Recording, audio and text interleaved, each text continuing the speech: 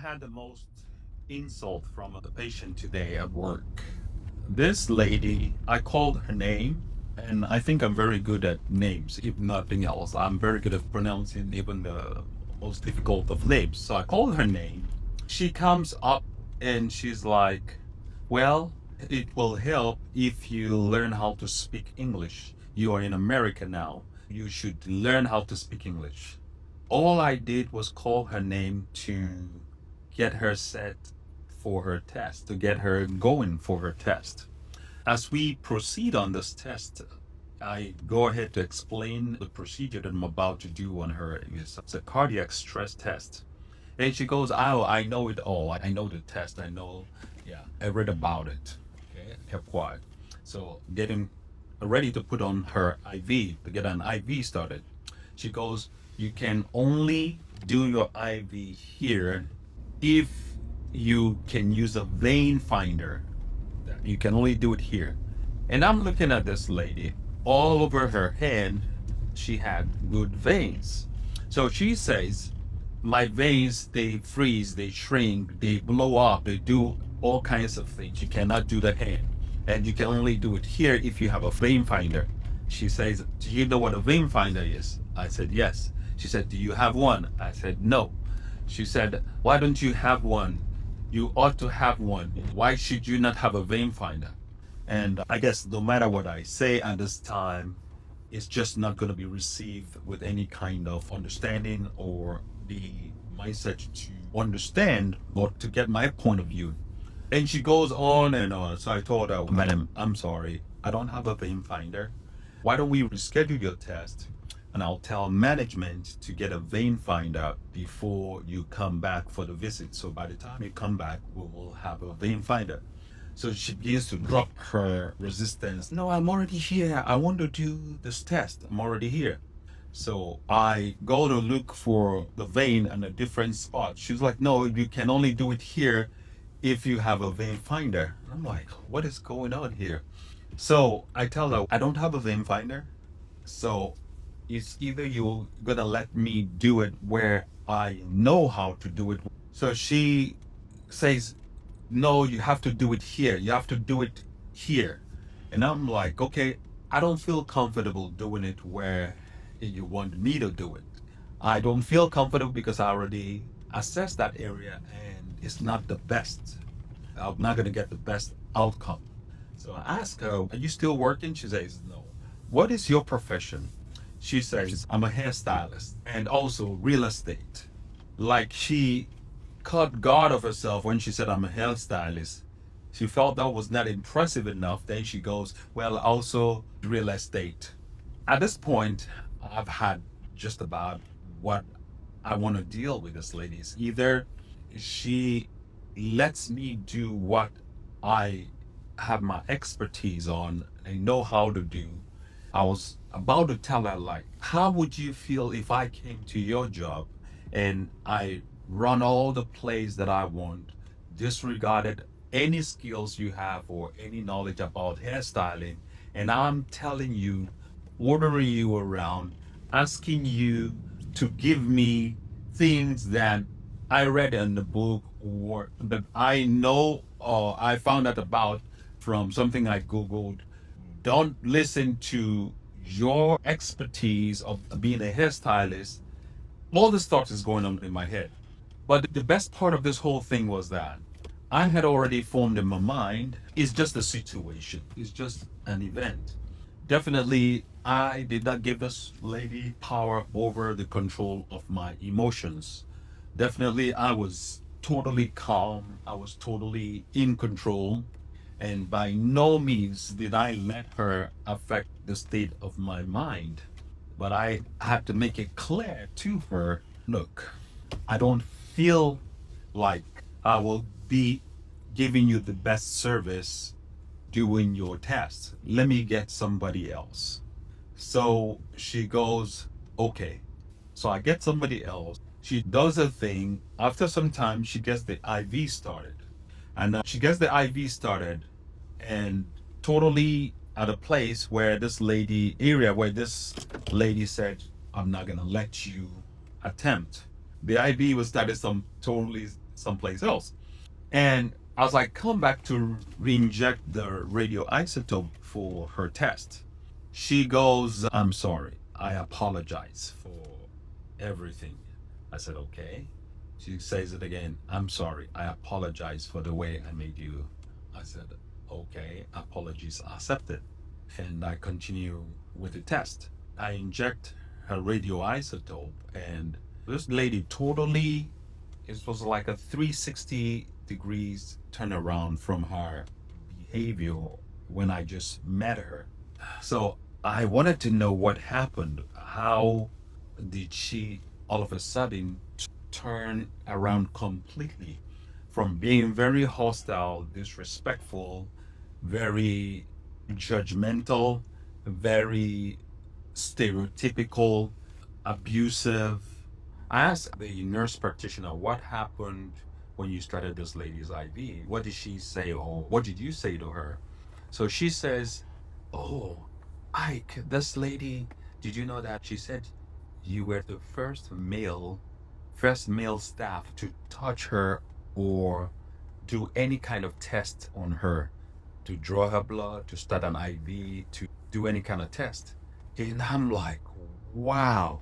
She said all her tests, all her MRI, CAT scan, ultrasound, all the tests she's ever had in any facility, no man has ever touched her or done the test to her ever. That was very profound because now I could understand where her fears, frustration, or her mindset was coming from. And I could sympathize with her. I say this to say that oftentimes when things happen, when we approach people, when we talk to people, when we meet people, you don't know what they're going through, what's going on in their world. You don't know what they're dealing with, the situations they have, the ups, the downs, the problems, the challenges, the scenario. This lady again says, I apologize. I'm sorry for the way I talked to you, the way I treated you. So throughout her test, she became a totally different human being. She tells me that her sister, her younger sister, is sick and she's flying out in 2 days to see her in New Orleans. So, from the sound of her voice, it sounds like something serious.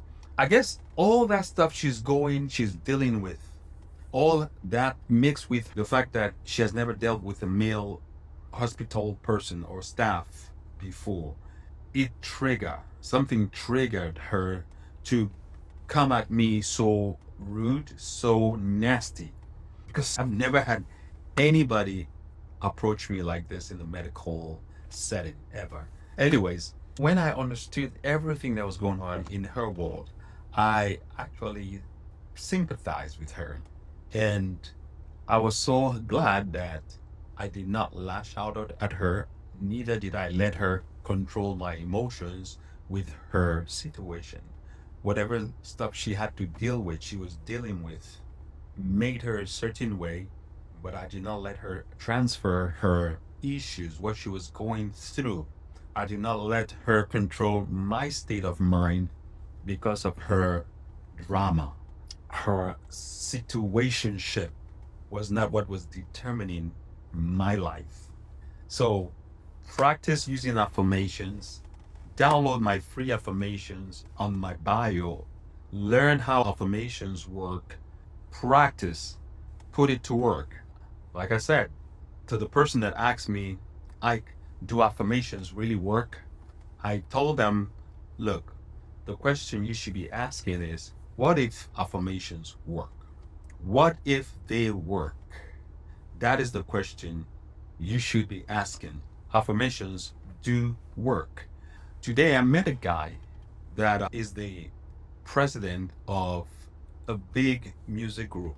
He's the president of the publishing company. They have the likes of Bruno Mars, John Legend, Akon, and some heavy hitters. These guys, they have the catalog for Tina Turner's and some iconic musicians. I just don't want to give out the full information here. I don't want to give out the full information about this guy, but he is in the niche or in the business that I am also promoting content, Afro Groove Express. But I say that to say everything that I manifest, I speak it into existence. I manifest the situation, and these things, the people that I need to take me to the next level, they come to me. I attract them. I'm attracting them by practicing affirmations, by using the repetitions, by playing the tape when I go to sleep, hypnotizing my subconscious mind. It is working. I'm seeing all the people, the things that is working. But you see, oftentimes, because the things you're manifesting is working, life is also working, like the situation I faced with this lady that pretty much cussed me out today. She spoke to me the way nobody has ever disrespected me or put me down at my place of work like this lady.